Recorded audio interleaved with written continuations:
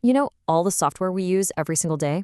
Have you ever stopped to think about just how ridiculously hard it is to build?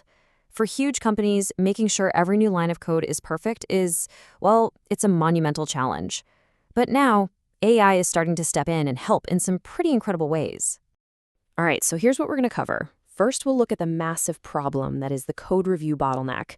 Then we'll meet the AI assistant that Ericsson built to try and solve it, and we'll unpack its secret sauce. We'll see how this thing actually works, and then get to the big question. Did it work? And finally, we'll think about what this means for the future. Okay, first things first, let's talk about the core problem here. The code review bottleneck. It's one of the main reasons that building and maintaining really big, complicated software is just getting tougher and tougher. So picture a company like Ericsson. You've got thousands of developers all writing new code every single day. It's a flood of code, and every little change has to be checked by a senior expert to make sure it doesn't break anything. But as these projects get more and more complex, there's just no way a human being, no matter how smart, can keep up and hold all that historical context in their head.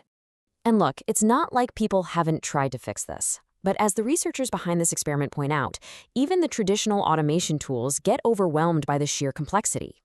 That leaves human developers stuck doing these super time-consuming manual reviews. So you see the problem, right? The old tools just aren't cutting it anymore, which opens the door for something totally new. So what did Ericsson's researchers do? Well, they built something new. They created a highly specialized AI assistant specifically for this problem. They call it the Assisted Code Reviewer, or ACR for short. So what is this ACR thing really? Think of it like this. It's an AI that's been trained to act like your most experienced senior-level developer. Its whole job is to look at new code and give the kind of smart, insightful feedback you'd get from someone who's been working on that exact project for years. Now, this is super important. The whole point here is not to replace human developers. The goal is to augment them, to give them a superpower. The idea is to have the AI handle a lot of the tedious stuff, freeing up the human experts to focus on the really big, tricky architectural decisions. And this is where things get really, really cool. Let's talk about the AI's secret sauce.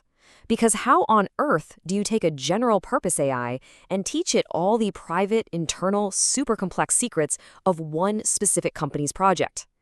Right, this is the big hurdle. A standard AI model knows a ton about coding from what it's read on the public internet, but it knows absolutely nothing, zero, about Ericsson's private code, their internal design documents, or their bug reports from 5 years ago. So how do you turn it into a true insider? Yeah, just look at the difference here. A standard AI can give you generic advice that's kind of helpful, I guess.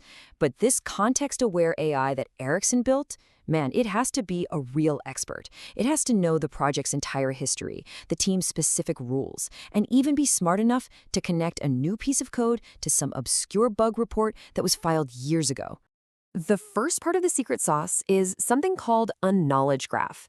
And honestly, the best way to get it is to imagine a social network, but for code. Every single thing, a code file, a bug report, a developer, a design doc, is a point on the map. And the graph connects all those points, showing how they're all related to each other. And this diagram just lays it all out perfectly. See that thing right in the middle? That's the knowledge graph. It's the brain of the operation. It's constantly pulling in all this information from different places. Code, requirements, old reports, and weaving it into this incredibly rich map of context that the AI can use. Now, the fancy name for this whole technique is GraphRAG. It stands for Graph Retrieval-Augmented Generation. But all you really need to know is this. Before the AI even tries to write a comment, it goes to that knowledge graph and retrieves the perfect, custom-made cheat sheet for that exact piece of code. It's genius. Okay, so we've got this secret sauce. How does the AI actually put it to work? Well, it all comes together in this really neat workflow that's run by a whole team of little AI agents. From the developer's point of view, it's actually super simple. Step 1, a developer submits their code like they always do. That kicks off the system. Step 2, the AI instantly goes to that knowledge graph and grabs all the context it needs. And boom! Step 3, the AI writes its feedback and posts it as a comment, right where the humans can see it. This diagram shows us what's happening under the hood. So you've got the developer over on the left. They push their code, and that triggers the Assisted Code Reviewer. You can see it immediately talks to the knowledge graph to get smart, and then it wakes up its team of agents. The agents do their thing, post their comments, and the developer gets a notification. Simple as that. And I love this part. It's not just one big AI brain doing everything. It's a team of digital specialists. You've got the change summarizer, who's kind of like the team lead trying to understand the big picture. Then there's the file review agent, the detail-oriented one who's looking for specific problems. And finally, the general review agent acts like a helpful project manager, giving a summary and linking to useful documents. Okay, this all sounds amazing on paper, right? But does it actually work in the real world? The researchers at Ericsson put it to the test with their own developers. So this is the million-dollar question. Let's see what the experts had to say. So let's just cut to the chase. After all this incredible work, was this AI assistant actually as good as a real, live human senior developer? All right, let's look at the numbers. On the left, you've got effectiveness. The 0 line is the baseline, that's human expert level. And you can see the AI's comments are consistently rated a little below that. It's not quite there yet. But now, look at the chart on the right for usefulness. This is fascinating. The scores are all clustered right around 0, sometimes even a little positive. So what does that tell us? Even if the AI isn't a genius yet, developers still found its feedback genuinely helpful. And this quote from one of the developers really just sums it all up, doesn't it? Interesting comment, but this would make the code worse. It's like the AI is smart enough to have interesting ideas, but it doesn't quite have the wisdom or judgment yet to know if they're actually good ideas. So what's the final verdict? No, it is not a replacement for a senior developer. Not today, anyway. But is it a powerful assistant? Absolutely. It's already proven that it can save developers time, catch real problems, and make the whole code review process way more efficient. Okay, so let's zoom out for a second.